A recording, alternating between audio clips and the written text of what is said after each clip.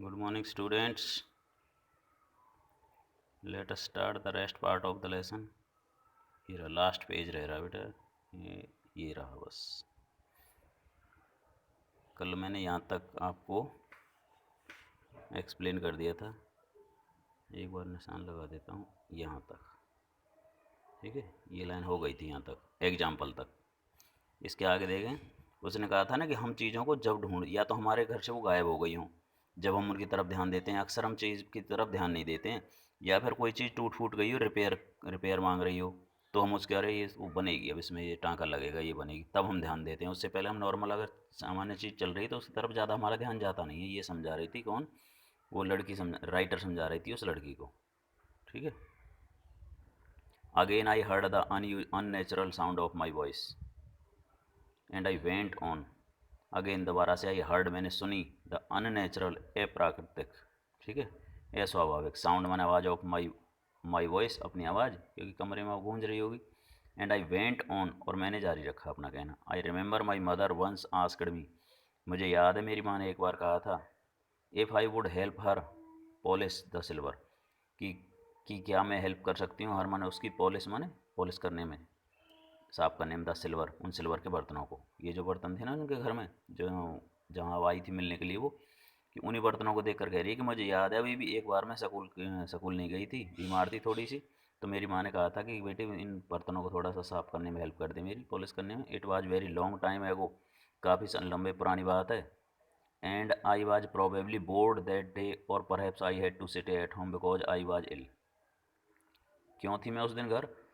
If I would help her polish the silver, ये line हो गई थी। It was a very long time, काफ़ी पुरानी समय बात है। आई वाज प्रोबेबली बोर्ड, मैं संभवतः परेशान हो गई थी, थोड़ी परेशान थी मैं घर पर। दैट डे, उस दिन, जिस दिन मैं घर रुक गई थी, स्कूल नहीं गई थी। और परहैप्स, और शायद मुझे ऐसा लग रहा है, I had to stay at home, मुझे घर पर रुकना पड़ा था उस दिन, बिकॉज आई वाज इल, क्योंकि मैं बीमार थी, इसलिए मुझे घर रुकना पड़ा था। तो माँ ने मेरी हेल्प लेने की कोशिश करी कि इतना तेज़ बुखार भी नहीं है, इतना थोड़ा बहुत काम तो करवा ही देगी। As she had never asked me before, जैसा कि उसने इससे पहले मेरे से कभी नहीं कहा था, क्योंकि मैं अक्सर स्कूल जाती थी, मुझे वो ज़्यादा काम में लगाती नहीं थी। लेकिन आज मैं खाली थी घर पर, किसी न किसी कारण से, या तो बीमारी का कारण था या कोई और कारण तक था, कुछ ना कुछ कारण, ऐसे बता रही हूँ। I asked her which silver, मैंने उससे पूछा कि कौन से सिल्वर के, किसकी कह रही है mummy? She meant and she replied, उसका कहने का, उसने सी मींट, उसका कहने का मतलब था, एंड सी रिप्लाइड, और उसने जवाब दिया सरप्राइज, हैरान होते हुए, that it was the spoons, ये चम्मच थी जिनको वो साफ़ करने के लिए कह रही थी ना, पॉलिश करने के लिए। कि मैं उन्हें देखकर हैरान थी कि माँ उन्हें साफ़ करने के लिए कह रही थी, सिल्वर पॉलिश करने के लिए। फॉर्क, चिमटा, एंड नाइव्स, चाकू, और कोर्स, निस्संदेह ये चम्मच थी, चाकू था, चिमटा था, निस्संदेह ऐसी छोटी छोटी चीज़ें थी जिनको साफ़ करने के लिए कह रही थी उस दिन मम्मी मेरे से। And that was the strange things, और ये बड़ी अजीब बात थी। I did not know the cutlery we ate off every day was silver, और मैं तो ये भी नहीं जानती थी कि जो भी कटलरी हम यूज करते हैं, जो भी क्रॉकरी का सामान, वी एट ऑफ, जिनसे हम खाना खाते हैं, एवरी डे, रोजाना, वाज सिल्वर, वो सिल्वर का है, चांदी का। मुझे तो ये भी पता नहीं था, लेकिन उस दिन मुझे साफ़ करने का मौका मिला तो मुझे गहराई से देखने का मौका मिला, वरना हम खाना खाकर उठ जाते हैं, मम्मी आप बर्तन साफ़ करती है, हमें उन बर्तनों को साफ ध्यान से देखने का मौका भी नहीं मिलता। उस दिन मुझे भी साफ़ करने का मौका मिला था, इसलिए मुझे अब तक ध्यान है इनकी। द गर्ल लाफ्ड अगेन, वो लड़की दोबारा हंसी। I bet you don't know it's either, मैं शर्त लगाती हूँ, यू डोंट नो, तुम भी नहीं जानते, इट इज़ आइदर, कि ऐसा है कि नहीं है। मुझे पता है कि तुम भी नहीं, तुम भी ऐसी हो, तुम मेरी उसी एज पर हो जिस, वो लड़की है ना उसकी, मिस डॉर्लिंग की, वो देख कर हंस रही है। तो वो उससे राइटर कह रही है कि मैं शर्त लगाती हूँ तुम्हारे साथ भी ऐसा ही है। I looked identity at her, मैंने देखा उसकी तरफ, आइडेंटिटी पहचानते हुए, एट हर, उसकी तरफ। वाट वी ईट विद, जिससे हम खाते हैं ना, सी आस्क्ड, उसने पूछा कि जिसमें हम खाना खाते हैं, वाट वी ईट विद, जिनसे हम खाना खाते हैं, उनको भी नहीं पहचानते? यार उनको तो पहचान ही लेते हैं हम। कहती है नहीं पहचानते, जब तक या तो वो कोई टूटे फूटे ना हो, या हमें उन्हें देखने का, साफ करने का मौका ना मिले, जब तक हम बर्तनों की तरफ ज़्यादा ध्यान नहीं देते। वेल ठीक है, डू यू नो, क्या तुम जानती हो? सी हेजिटेटेड, यहाँ पर है बेटा, ये हेजिटेटेड, सी हेजिटेटेड, वह हिचकिचाई। She walked to the sideboard, वह गई साइड बोर्ड की तरफ, वो लगा हुआ था कोई साइड में, कोई दीवार के पास board. And wanted to open, निशान हटा देता हूँ, she wanted to open a drawer, उसने वो ड्रॉर खोली। आई सेल लुक, मैं देखूंगी, मैं देखती हूँ अभी। इट इज़ इन हेयर, ये यहाँ पर रखी हैं वो चीज़ें, चम्मच कटोरी वगैरह वो निकाल रही है दराज में से। आई जंपड अप, मैं भी खड़ी हो गई। I was forgetting the time, और मैं समय भूल गई थी अब। I must catch my train, की मुझे वापस ट्रेन भी पकड़नी है। ठीक है, एक साथ घड़ी देखकर टाइम को इसे याद आ गया। She had her hand on the drawer, उसने अपना हाथ कहाँ डाला हुआ था अभी भी, उस लड़की ने, मिसेस डॉर्लिंग की लड़की ने, ड्रॉर में ही था उसका। Don't you want to wait for my mother, अब जैसे वो चल दी ना राइटर, तो कह रही अरे तुम मेरी माँ का इंतजार नहीं करोगी कि आने वाली होगी, चल कहाँ दी तुम। नो आई मस्ट गो, नहीं अब मैं अवश्य जाऊँगी। I walk to the door, मैं दरवाजे की तरफ गई।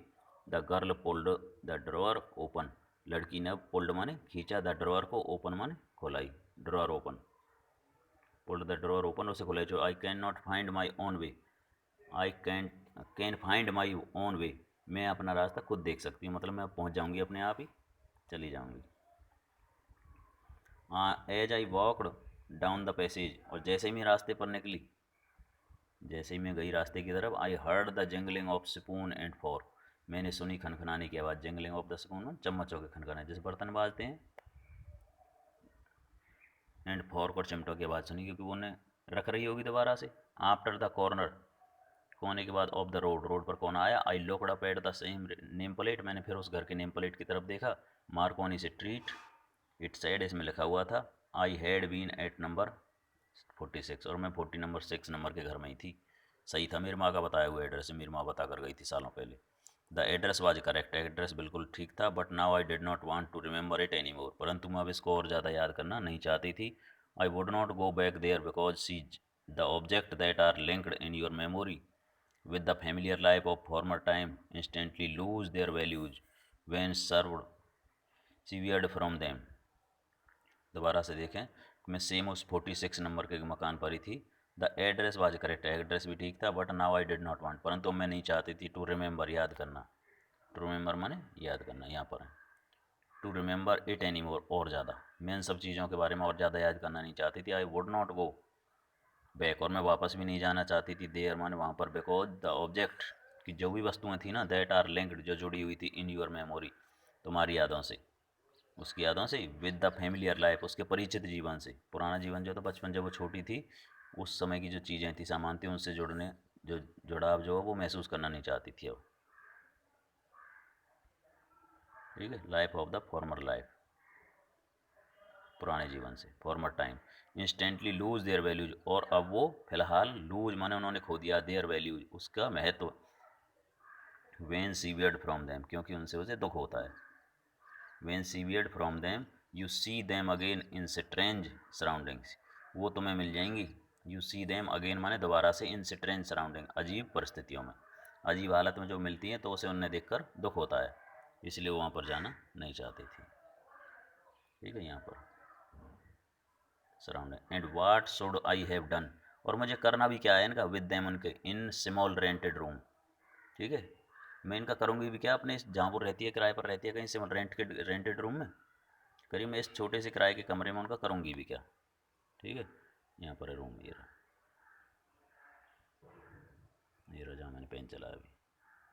Where the shred of black-out paper still hung along the windows, and no more than a handful of cutlery fitted in the narrow table drawer। कह रही है मैं वार्ड रेंटेड रूम में मैं उनका करूँगी भी क्या। ठीक है, ये रहा rented room. Where the shred of black out paper, जहाँ पर टकी हुई है shreds of black out paper, काले पेपर पर काला पेपर लटका हुआ है, रेंटेड रूम है। ठीक है, वहाँ पर टका हुआ है। सिटिल हंग, अभी भी लटका हुआ है। अलॉन्ग द विंडो, खिड़की के पास, खिड़की के साथ। And no more than a handful of cutlery, और मुझे, मेरे पास एक मुट्ठी भर से ज़्यादा कोई ऐसा कटलरी नहीं है। कटलरी का मतलब वही क्रॉकरी का सामान। फिटेड इन द नैरो, जो फिट हुआ पड़ा है, इन द टेबल ड्रॉर, मेरी उस छोटी सी, नैरो माने तंग छोटी, ड्रॉर में, वही बहुत है। उसमें मैं उसको रखूँगी भी कहाँ, मान लीजिए मैं इससे कहूँ भी कि मेरी मम्मी के सामान है वापस दे दो, मैंने रखूँगी कहाँ, मेरे पास वही किराए का कमरा छोटा सा, खिड़की पर मेरा क्रॉकरी का सामान लटका रहता है उस ब्लैक ब्लैक पेपर पर, तो मैं रखूँगी भी कहाँ, मेरे पास जगह ही नहीं। I resolve to forget the address, I resolve, मैंने दृढ़ निश्चय किया, पक्का इरादा बनाया, टू फॉरगेट द एड्रेस, उस एड्रेस को भूलने का। ऑफ ऑल द थिंग्स, उन सारी चीज़ों को, आई हैड टू फॉरगेट, जिन्हें मुझे ऑफ ऑल द थिंग्स, उन सब चीज़ों को आई हैड टू फॉरगेट, मुझे भूलना ही था, that would be the easiest, और ये आसान भी था। ठीक है, थैंक यू, आपका लेसन समाप्त हो गया। ठीक है, इसके बाद थर्ड लेसन है आपका रंगा मैरिज। ठीक है, उसके बारे में नेक्स्ट वीडियो होगी। इससे पहले मैं आपका ग्रामर का एक्सरसाइज करवाने की सोचूंगा, ग्रामर की वीडियो डाल दें, रिवाइज हो जाएगा आपके 5 चैप्टर। Thank you.